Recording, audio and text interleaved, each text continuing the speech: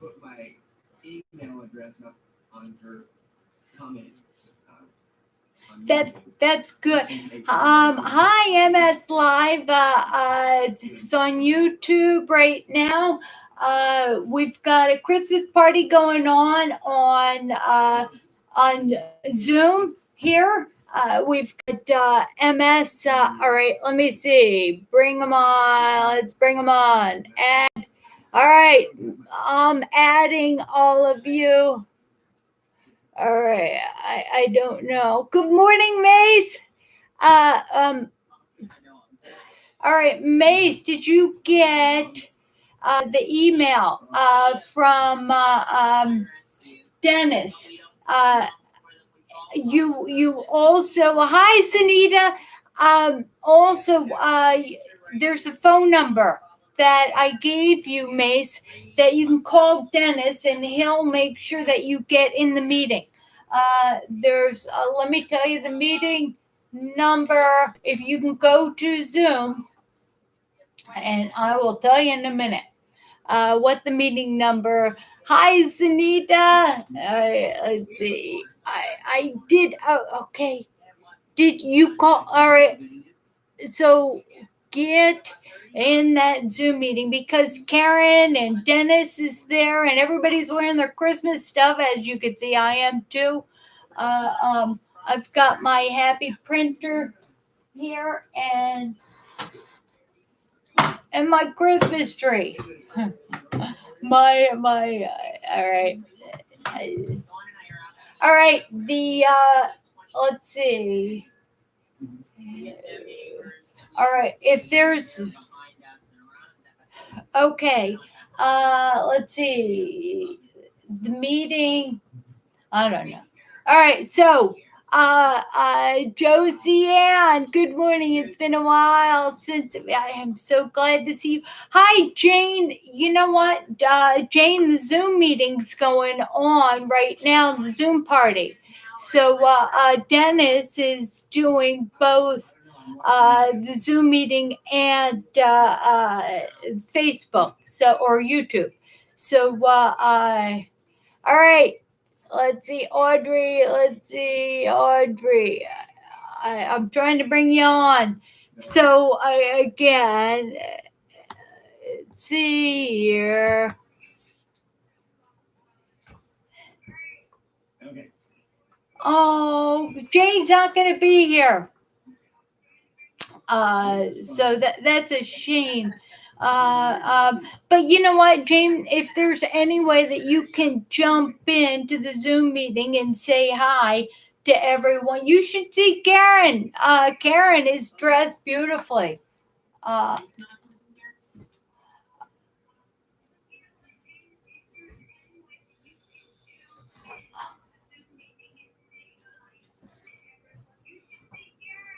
Oh, I hear myself. Anyway, yeah, I can hear the YouTube through Dennis's computer. That's funny. Anyway, so if there's any way, Dennis, I see you jumped on YouTube too, and all right, Monica, let's bring you on. All right, I'm trying to bring people on.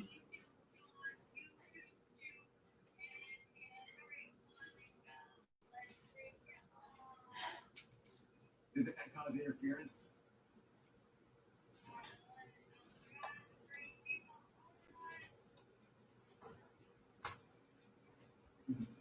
All right, let me unmute there. Am I interfering on the Zoom meeting? We can kind of hear you in the background, that's all. Okay. Because I know, Dennis, you're in. Rob Baker, Merry Christmas again. So I don't want, I'm going to mute this. And just give me a thumbs up if you want me to unmute it. So, yeah.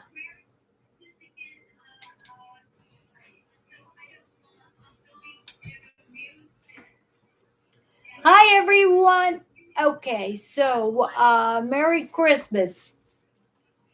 Karen looks beautiful. Dennis looks muted you and on YouTube, so I can just hear you on Zoom. good. Good. All right. So let's see. Yeah, you can mute me. Hi there, everyone. Okay, Christmas. What is Christmas about? Let me talk about Christmas exchange, Christmas parties. It's about giving, and it's supposed to be. God gave us Christ on Christmas, and we give gifts to other people to symbolize the love we have. Uh, uh, um, Towards each other. It's the gift of love. John 3:16 says, God so loved the world that he gave his only son, that whosoever should believe in him uh, uh, will have everlasting life. So no one has ever seen God, but God gave us Christ. And that's so that we can see him and have that peace about us. And if you ever notice when you're young, getting gifts is so much what you want. You make a list and you give it to Santa, and you ask you ask for things. The older you get, the more you realize it's just not doing it for you.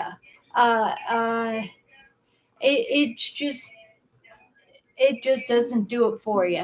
But what does it for you is when you give gifts, you pass it forward. One of the things that somebody had was saying they were doing that is so wonderful is anyway, let me turn this down. One of the things that was so wonderful is they were going to the grocery store and or any kind of store, and they give the cashier an extra $20 and then they leave. And what they ask the cashier to do is pay for use it to reduce the total bill of the person behind them. And yeah, it's who are you supposed to give Christmas presents? You're supposed to give your mailman a little Christmas card, or your mailwoman, maybe the UPS man. You just give everybody. So anyway, if you want to be on this Christmas Zoom meeting and interact with everybody, you can call Dennis at 319-331-4470, and Dennis will help you get in this meeting, because I think a lot of people are having problems getting in the meeting. Hi, Lori. Hi, Karen. I'm Rob. I know, Rob, you're over in England, so let me just. Okay, so but how can you be generous? Or how can you show people love? You know, can you make Christmas cookies to give to your neighbors? What can you do to make you feel like you're participating in making this world better? Because sometimes having MS, oftentimes, especially around the holidays, nobody it's tough, especially when you've had MS as long as Dennis has had, or as long as I have had, after as long as Karen's had, as long as we've all had it. It is almost so over. It's all encompassing that we only feel good when we get out of our skin. And the way we get out of our skin is by doing kind things for other people. And Christmas is a perfect ability to do something kind, to make your family, uh, make them Christmas cookies, or hand make certain things. And you do this to get out of your head. You got to get out of your head. Uh, it is it can be difficult. It can be difficult, but I'll tell you what. I'm starting to lose my train of thought. If we are kind to other people, I know what I was going to say. Say you go to a family get together and you're not feeling right. And the people who love you, they don't know what it's like for you. They don't know how you're struggling. They just don't know. Uh, and it can be upsetting. It can be, let's see. I'm trying to bring y'all on camera, and for some reason you're not on Facebook. You're not coming on. But it can be when they're all talking, you can't get a word in, or they don't seem to have the patience to wait for you to jump in and say something. Uh, you know what? It's an opportunity to clear your mind. Just when you listen to everything going on, it can be difficult. You really want to participate. You want to have the energy uh, to feel, just to feel appreciated. And if you don't have the energy, yet it's important that you're kind to yourself. At some point, to realize that they don't have to know how you're feeling. They don't have to know. You know how you're feeling. God knows how you're feeling, and create that boundary. Merry Christmas, Angela. Merry Christmas. But create that boundary to just to accept acceptable behavior and not accept unacceptable behavior. One of the things I just don't like is when people get drunk. I don't like that, and they get loud and they act. But that's me. So I don't like that, right? So if you're at a family Christmas party, say I'm at a family Christmas party, people are getting pickled, or they're getting drunk and they're talking inappropriately, or they're talking loud and they're getting aggressive, and it's, remember, you can detach or step back from that behavior. You do not have to engage. Uh, uh, there's that saying: whenever you argue with a fool, onlookers might not know who the fool is. So at some point, you have to realize you let people be people. Disengage, just be quiet. And I'll tell you what, hi Nikki, if there is a way for you to go home, because what is Christmas about? We used to think it was about getting gifts and family get-togethers. And the older I get, the more you know that there's a saying: let's see, disappointments are unfulfilled expectations. The older you get, uh, the more you realize if you don't have expectations of Christmas, if you don't have expectations of the holiday, if you do not, hi John, Merry Christmas, if you don't have expectations, and you are hell bent on just being an instrument of God's peace, of just then you can't be disappointed. You can't be disappointed. Again, nobody can offend you without your permission. So say somebody is drunk and is in your face or in another person's face, and you're watching it and you don't like what's going on. It's a choice to be offended, but it's also, what are your options? Always remember, you have options. Your options are to stay there, sit in that chair, and look at the person who's causing difficulties for you. The other option, what else? Your option? Maybe you can talk to somebody else in the room, on another side of the room. Do you have nieces or nephews? Do you have brothers or sisters? Do you have in-laws? Is there somebody else that you can talk to? Or should you go home and cuddle with your puppies or your lizards? Or so we have to, instead of being disappointed with what we had hoped Christmas would be, we have to not have expectations, but just make a beautiful Christmas. Beautiful. And how do you do that? You just, you know what? I know that if I get my walker and I get my hip flexor assisted device and I go for a walk around the block, I'll run into neighbors, and I'll run into people, and God will present the opportunity we have to be a blessing to others.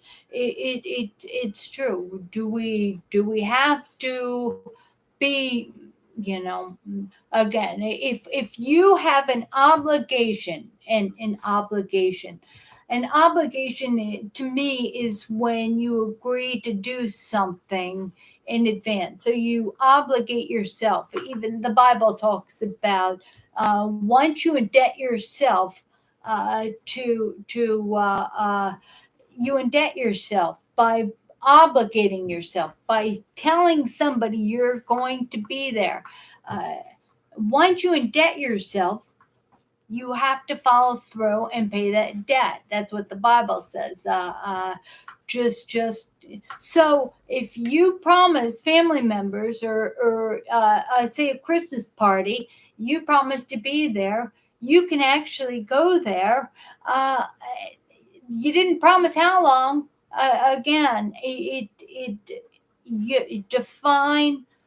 You only go someplace as long as you are contributing to a beautiful moment. A beautiful moment. The minute the moment's not beautiful for you, all right, what is this? I see a hair here. All right, the moment this it's not, there we go. The moment that promise is not filling you with love and joy, is the moment we need to detach. We have to be part of the solution, not the problem. It's so funny. Before MS, I'm thinking, I liked fights. I liked. All right, I am trying to bring all of you on, and it's not on Facebook. I'm trying to bring you guys on, and I don't know why you are not talking. All right. So again, we identify, we create our own reality. What does that say? No matter where you are, there you be, and make it happen. So and you can, what I tell my husband is that it's, especially around Christmas time, it is where I'm at, I'm not enjoying food as much So, except unless it's a Christmas cookie, unless it's banana bread, unless it is almond cookies, oatmeal cookies, I would so much rather eat something that is tasty. Although my mom's gonna make goulash and bring it over. See, I'd like to know, how do you celebrate Christmas? uh, we celebrate it, or I like to celebrate it almost European style. Rob, I don't know how they do in England, but I celebrate Christmas almost Christmas Eve. I think it's magical when it gets dark.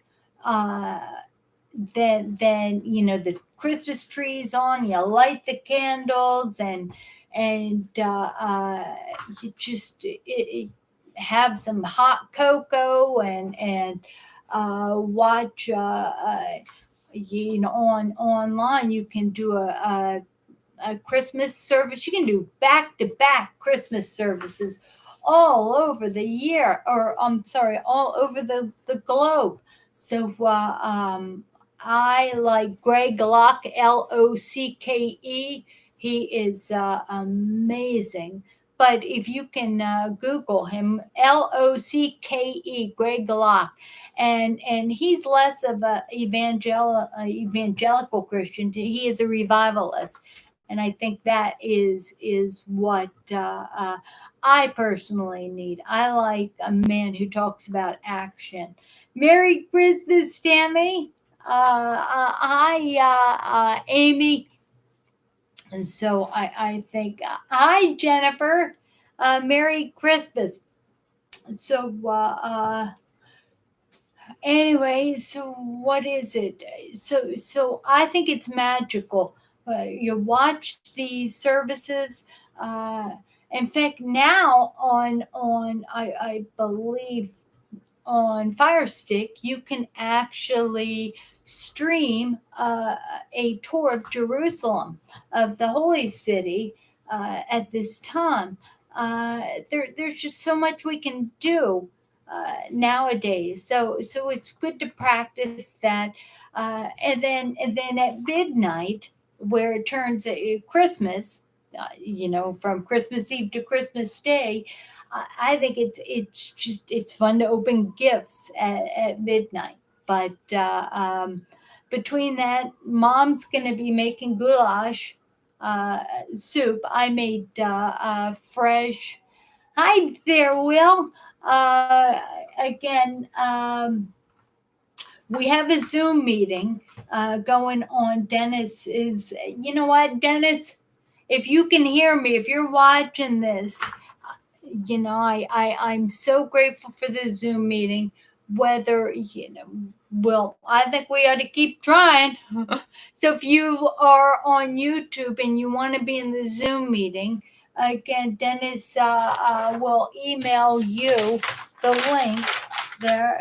Again, his email, let me see here, is DENNISKEEFE@yahoo.com, and he'll email you a link to join in our Zoom meeting, our Zoom Christmas party, so you can see each other's face. So, and Dennis and Karen, they're in, and you know what? We all dressed up. I love Dennis is looking so handsome. And Karen is looking so pretty. She got her makeup on. So if Jennifer, Rob, I know you emailed me. If you can jump over, all right. Let's see. Zoom connection is working pretty good. All right, again, Dennis just commented on Facebook, Facebook, and you know what? I'm gonna comment down here on YouTube. DENNIS. Hi. Hi, Richard, Rakeefe.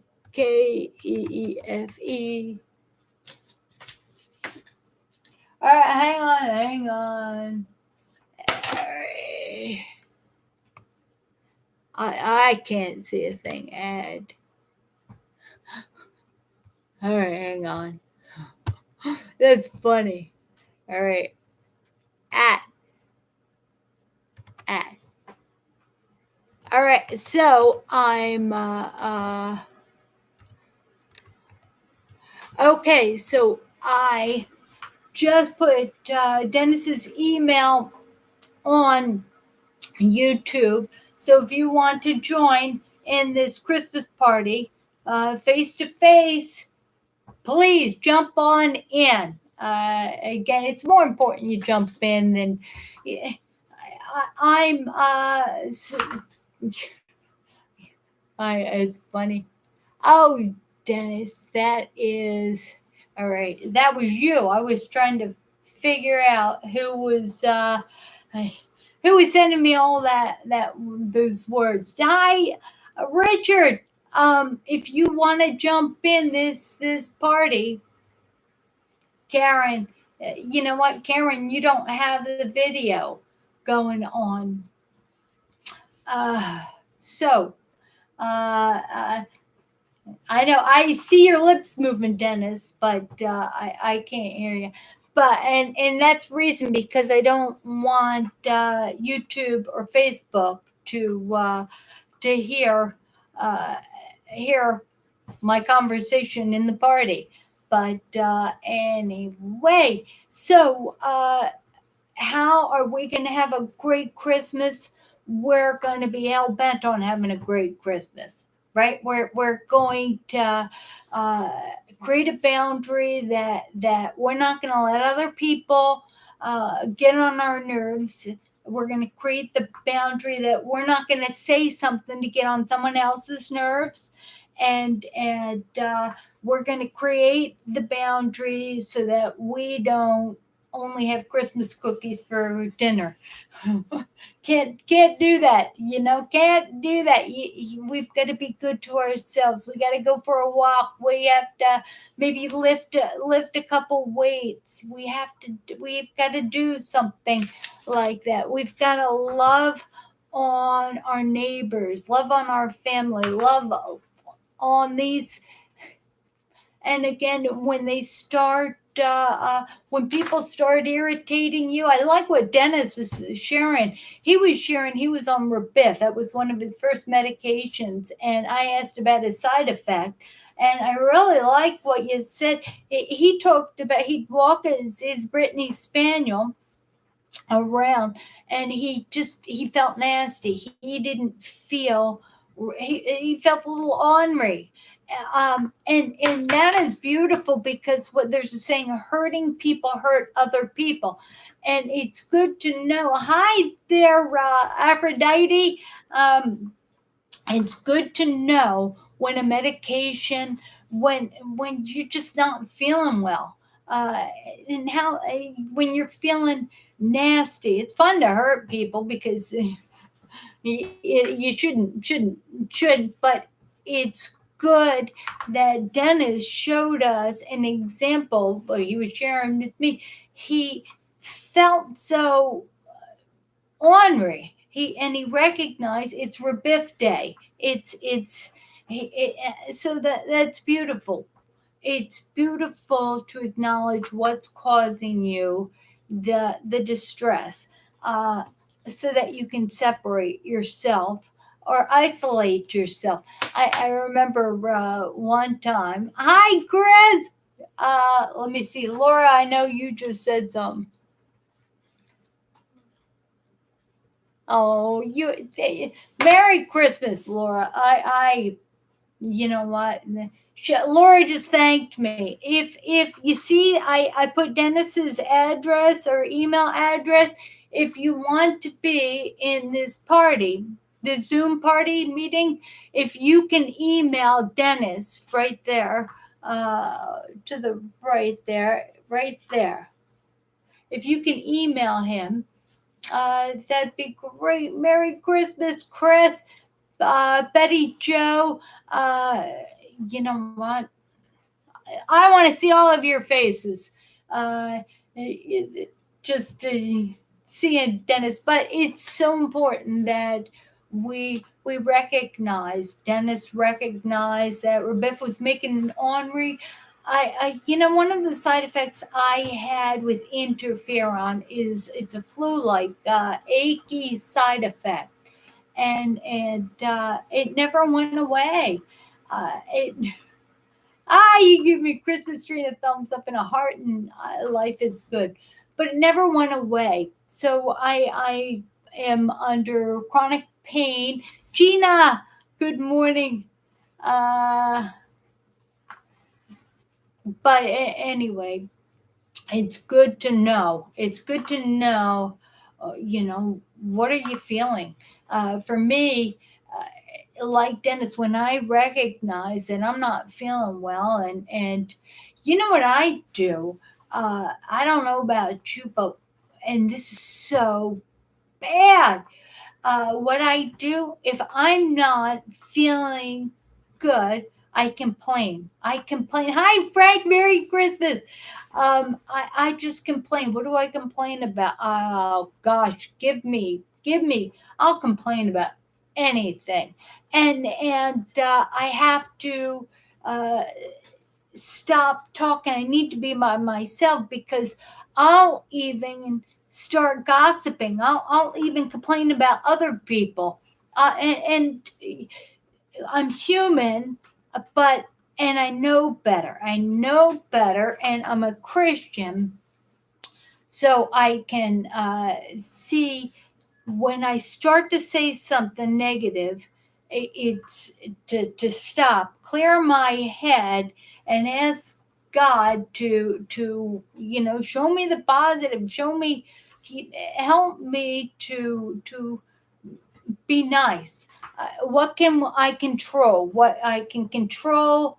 Difficult situations, people that are irritating me. I, Betty Joe, Gina, I love you. I love you. And Gina is not going to be joining us in the Zoom meeting because she has someplace to be. Gina, you know what? Everybody should jump in for 5 minutes. But that's all right. I'm not going to make you feel guilty. Hi, Amy. Oh, it's Anne. I'm sorry. So what can we control? We can control. Oh, Dennis just dropped out. All right. I don't know why Dennis dropped out, but anyway, what can we control? We can control that we're going to be as happy as we can be. We're going to go to different parties or different get-togethers, and we're not going to talk about ourselves. We're not going to make people understand ourselves. Our situations. We are going to, what are we going to do? I think it's great if we just understand what makes us happy. Sometimes, in fact, I was a number of years ago, was with my husband's family in Carson City in Nevada. And what was so beautiful is that my father called, I was talking to him on the phone, and I was in an uncomfortable situation while his family was sitting down. I was in a situation and I couldn't get off the phone with my dad, and everyone's looking at me, and what did I have control of? I could put the phone down, look at the Christmas tree, and it's what can you control? Again, I could also hang up the phone and join everybody for dinner, but the thing is that in Nevada it was 3 hours earlier. Hi, Joyce, than it is in Florida where my dad was. So again, if you're at a Christmas party, somebody is rubbing you wrong. If you've got a neighbor that's rubbing you wrong, if you've got anything. This is such a beautiful time to just count the good things in life. In fact, I read a devotion today. I love animal devotions, and it was about a forest fire, but it was a slow moving forest fire that was going across in California in Sonoma Valley, and it was going across the ground slowly, and there was a guy who saw a squirrel jumping around on trees, and the deer walked right up to the edge of the fire area, and they were eating grass. And one of the things that in these slow moving fires, what wildlife does is they'll go right up to the fire, they'll eat, they'll fill up their belly with with all the food or with grass and all. What they do is they step over the line into the charred area, the burnt area. So that's how they survive. Again, what so you can't make something. Sometimes you can't make a peaceful situation out of a situation where people are hell bent on not being at peace, and so much of our family get-togethers, yeah, are not peaceful to us, and we when we have MS, we crave peace. Uh, but nobody can make it anything peaceful except for us.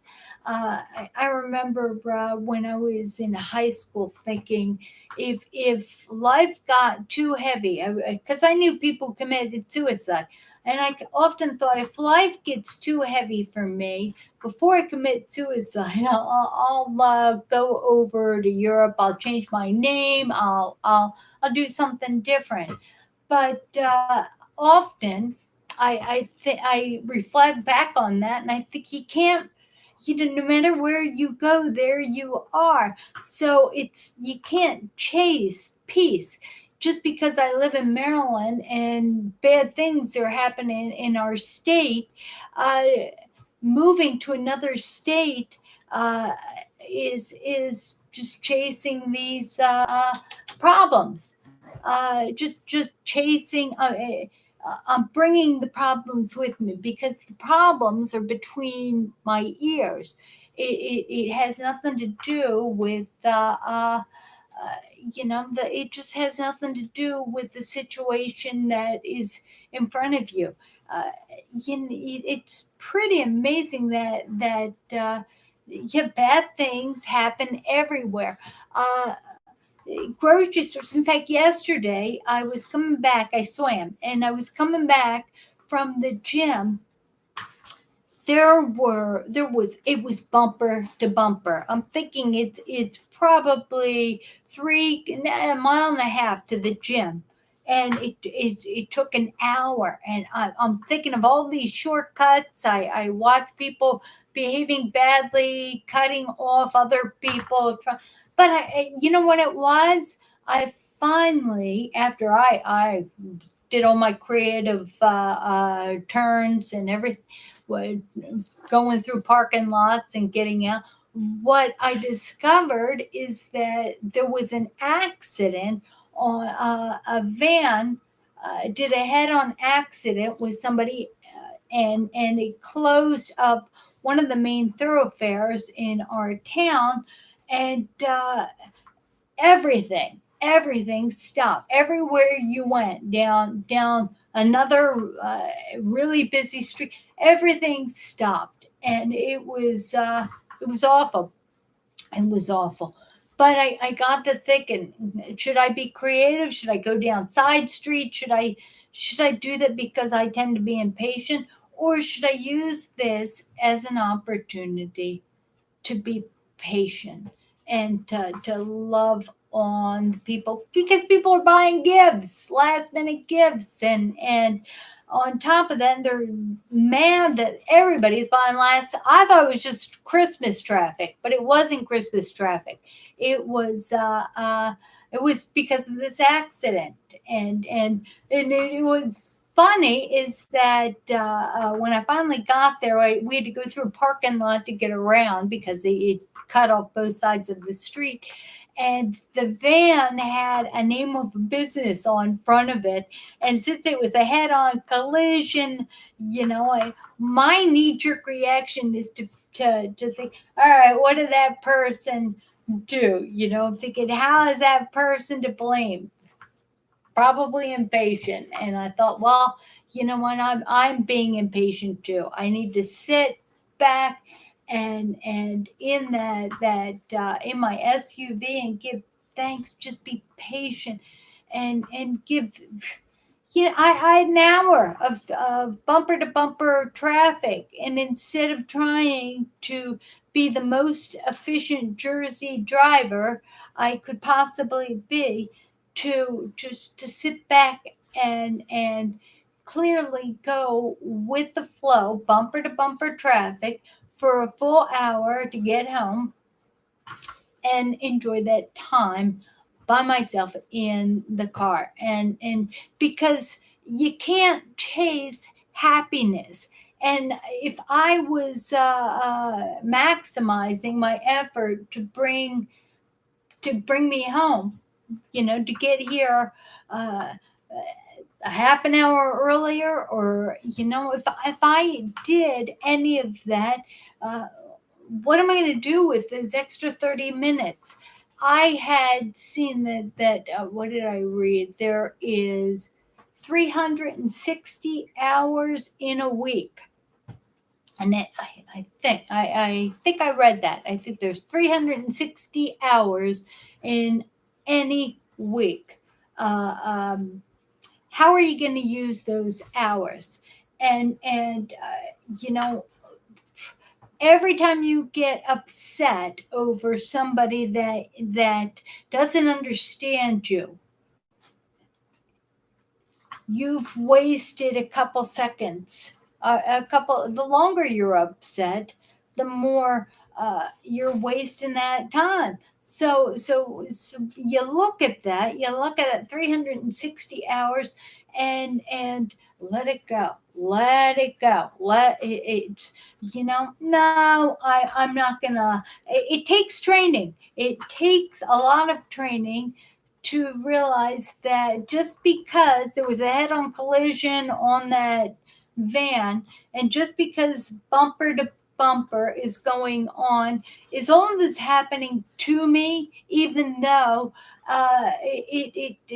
everybody who is in bumper to bumper traffic felt it happened to them, right? Because the van made everybody stop. Is it or is it not? It's not. Where I'm gonna have a good time, no matter what. Remember, Paul says I can do all things. I think that was in Philippians. Is that Philippians 4? No, I don't think so. I can do all things through Christ who gives me strength. And what he's talking about, he was in prison when he was talking about that. He doesn't mean he can physically do all things. He meant he can endure all situations. All situations. He can be in prison and have a good time. He could be in bumper to bumper traffic. He can be in a Christmas party where everybody is drunk.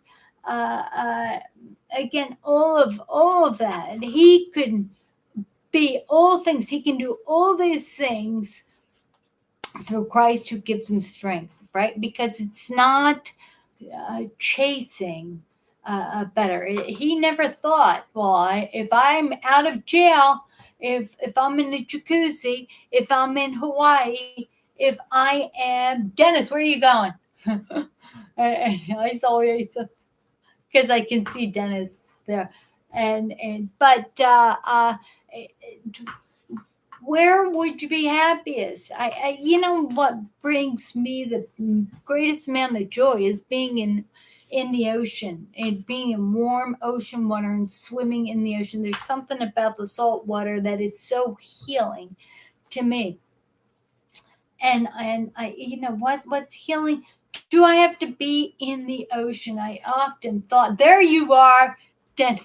There you, Dennis. I see you. I see you right here. So every time you roll out of the camera view, I'm like, you get back here, Karen. I don't see you. But anyway, do I need to be in warm ocean water in order to be happy?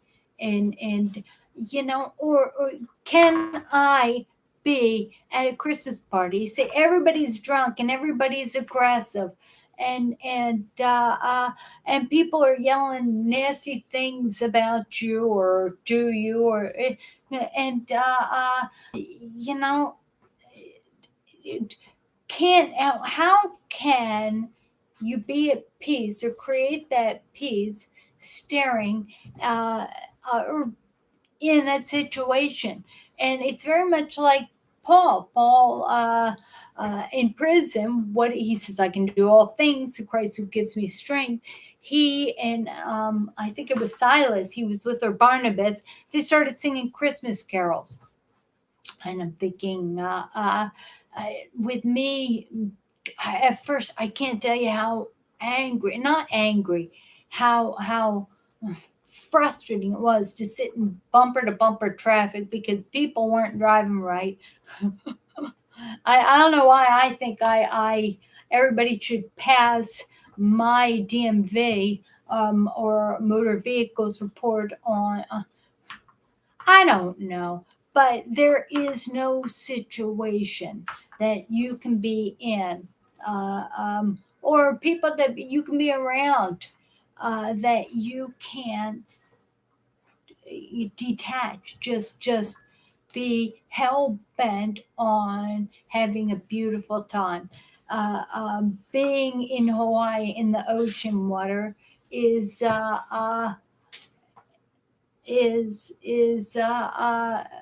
Is a frame of mind, right? Hi, Laura. Uh, in fact, I'm reading Anne of Green Gables. So, Rob, I don't know where you are. Hi, Greg. But Anne of Green Gables, and what's so wonderful about Anne of Green Gables? She's on Prince Edward Island. She was an orphan that was adopted by a brother and sister. And what was so, hi, Chris, what was wonderful about that is that she, I'm clear on Facebook. Well, I see, I see. Oh, I'm clear. All right. I don't know why, but anyway, what is so good about Anne of Green Gables is that the brother and sister, they had a lot of land. They and the brothers needed some help, so they wanted to adopt an orphan boy. So he went down to the train station, and there was an orphan girl there.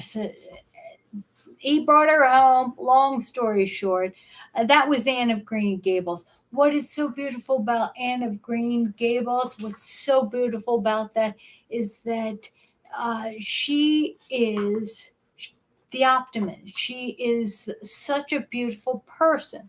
And it's good for me to read every evening. I'm reading about Anne of Green Gables. Uh, she everything is good, even when bad things happen to her. She talks about how good things. She says the good things that happen to each of us aren't the days that exciting things happen, like Christmas, or the day we go to Hawaii, or the day we're in the ocean. The good days that happen to us are according to Anne of Green Gables, is the days that are very much like the day before, like a string of pearls, one pearl on a string. If we are going through life and we're making the most out of every day, using every opportunity just to make the most of it, to appreciate your house or the food or your neighbors or the people that God brings you on a daily basis. So much is an opportunity for you to be an angel. And we all have the opportunity to be angels. Just because, in fact, you don't even have to believe in God to be used by God. Uh, um, I'm turning off my Christmas tree because I think I'm gonna run out of the batteries, and I don't think you can see it anyway. Or I could turn it off later and not be distracted.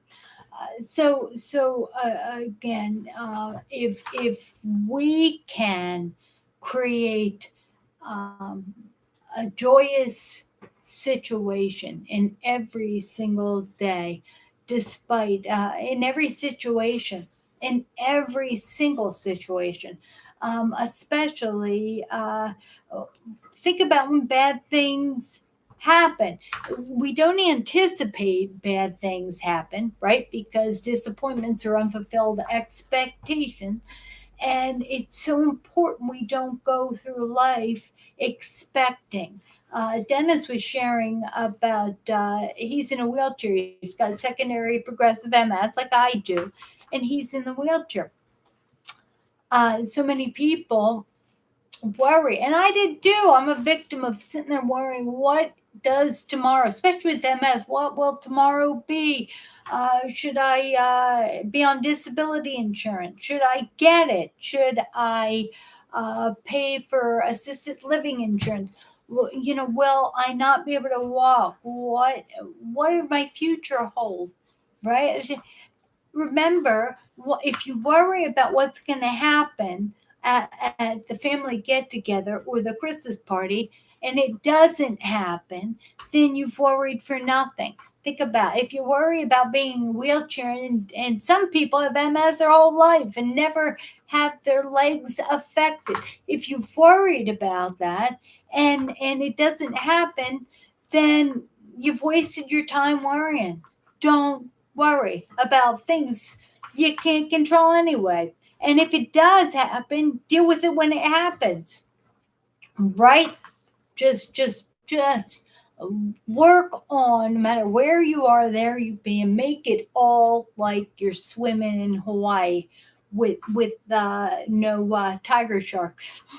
I'm like a little boy when it comes to sharks. I've studied. Don't watch Shark Week, by the way. If you have a shark phobia, I got a good joke for you. I've got a couple of jokes. All right, first of all, you know how you get rid of a shark. You're swimming in Hawaii, and a shark comes up to you, and you take your knife, right, and you pull it out of the sheath, and you stab your buddy. You stab your buddy and you swim away. That'll get you away from that shark. But anyway, that is all right. All right. So another joke is that there is a confused gal sitting at sitting at a bar. She's just sitting there and she can't figure out. She's sad. She's sad. So the bartender comes up to her and says, "What's wrong? What's wrong, sweetheart? Maybe I can help you." And she says, "Well, I'm trying to figure out why my brother has 4 sisters and I only have 3." All right, think about that. Anyway, that's a silly. So if you're watching, in fact, I should offer more jokes. I'm going to offer more jokes going on. Hi, Sarah. So again, no matter where you are, there you be. There you be. So it's important. You're not disappointed by Christmas. You're not disappointed by other people's behavior. You're not disappointed by the van that had a head-on collision and stopped traffic. Uh, you know what? You can't. No one can disappoint you without your permission.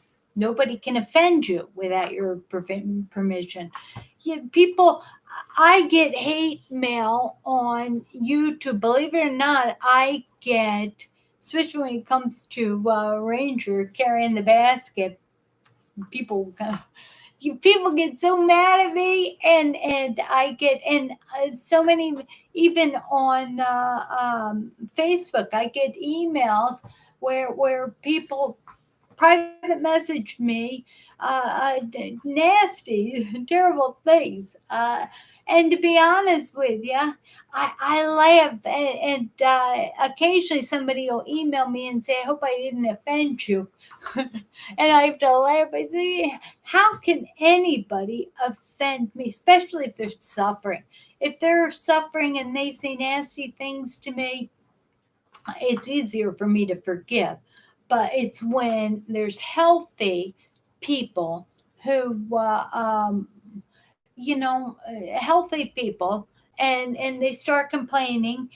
That is more of my challenge. That is, more of a challenge to me. But again, who am I? Who? Yeah, I often think about. Hi, Daniel. Daniel, Dennis is having that Facebook Christmas party. Let's see. So anyway, Daniel's here, and so again, you don't have to have expectations. There's for Christmas. I remember I lived in Seattle. I was married to a pilot who was on the remote. On a remote, he was in New Zealand. I was going to be spending Christmas by myself, and was I disappointed? What I decided to do was I had cats and dog, and I decided to cook a meal, and I called some of my husband's squadron mates, and I invited them over for dinner, and we had a nice Christmas.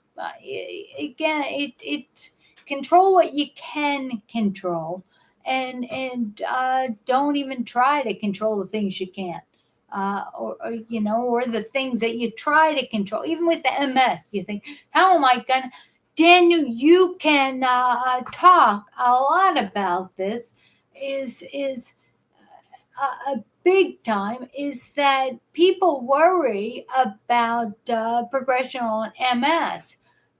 And to what end? To what end? To what end? Well, just instead of worrying about where you're going to be in 10 years, if you're able to walk on a treadmill, do it today. If you're able to go skiing today. Make the most of any given moment. What is the what is that's I'll tell you what, I was working for Liberty Mutual. I lived in Washington State.